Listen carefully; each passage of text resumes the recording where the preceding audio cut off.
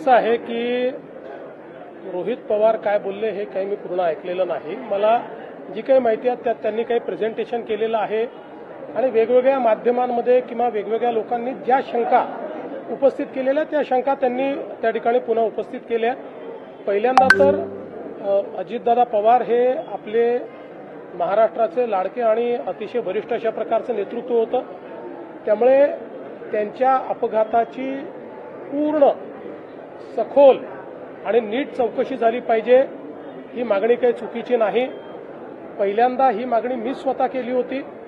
आपल्याला कल्पना असेल तर मी केंद्र सरकारला पत्र लिहून या अपघाताची योग्य प्रकारे चौकशी करावी असं सांगितलं होतं। त्याच्यावर केंद्रीय नागरी उड्डाण मंत्र्यांनी विशेष चौकशी गठीत करून त्या संदर्भातलं पत्र देखील मला पाठवलेलं आहे। आता ही सगळी चौकशी चाललेली आहे।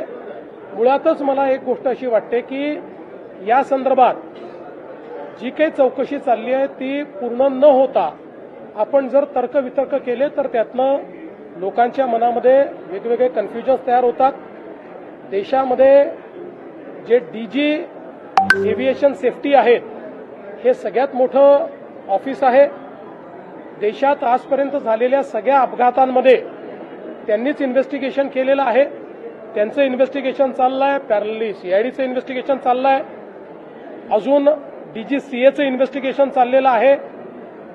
ब्लॅक बॉक्स जो आहे तो पूर्णपणे सापडलेला आहे। जे काही रिअर पार्ट्स असतात ते देखील सापडलेले आहेत। जे कम्युनिकेशन